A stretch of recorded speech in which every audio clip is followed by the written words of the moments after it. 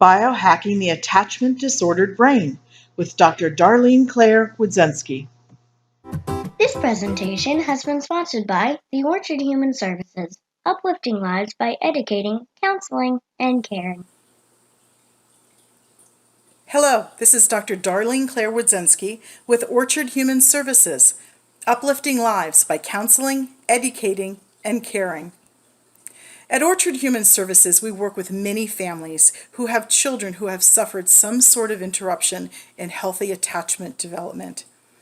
Attachment development is the way children acquire the capacity to be fully human beings. It allows them to love and be cuddled and nurtured by others, and it allows them in turn to become loving, nurturing beings who can have compassion for others and who can one day cuddle and nurture and care for children.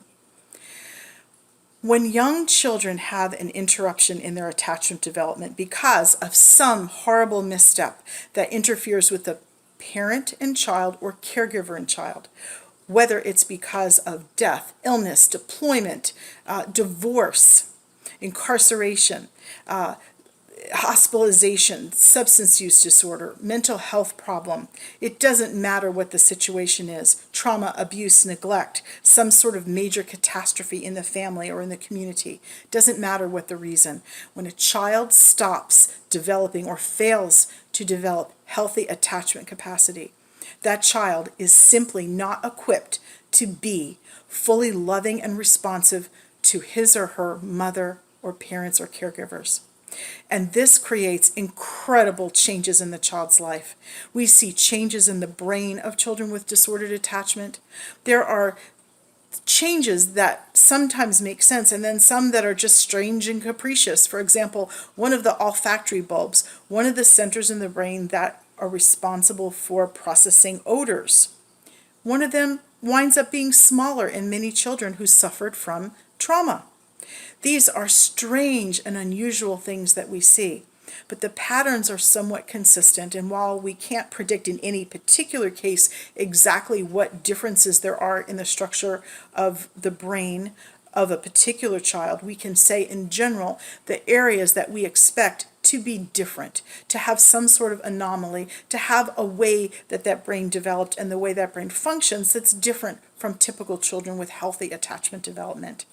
So we know children who were neglected tend not to develop as robust structures and capacities for inhibition. So children who suffered severe neglect tend to be very wayward and make really bad choices and exhibit really seriously dangerous or aberrant or antisocial behavior.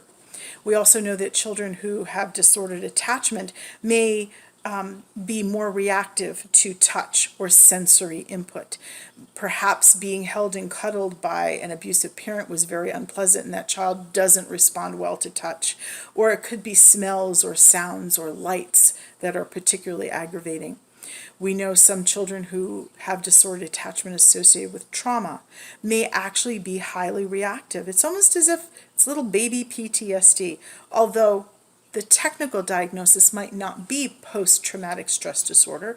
It may be a complex type of trauma or a developmental trauma. But whatever the case, these children may also be highly dysregulated and highly reactive to stimuli that the regular person really wouldn't have such a problem with.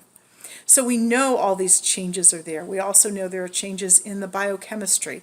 We know children with disordered attachment who have trauma, abuse, neglect backgrounds tend to have problems with their immune system.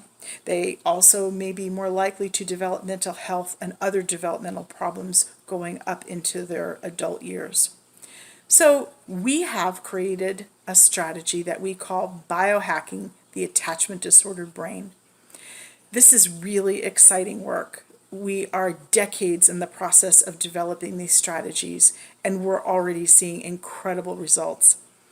By stacking the strategies and figuring out which ones to do together, and in some cases in what sequence to do them, we sometimes can have disordered children who have not been able to fully or healthfully attach to their parent or caregiver for months and years, suddenly within the first month, week, and sometimes even in the first session, wind up holding and eye gazing with that parent. we are seeing incredible progress in the children starting to calm down, find a sense of safety, and begin to develop a sense of trust in their caregiver. Biohacking the human mind is a really exciting possibility. We hear the word biohacking all over the place. It's really cutting edge stuff. Sometimes people are talking about nutrition, environment, epigenetics, genetics. There are so many things that you can refer to with biohacking. Here at Orchard, we talk about a combination of those things as well. We do work with epigenetic phenomenon.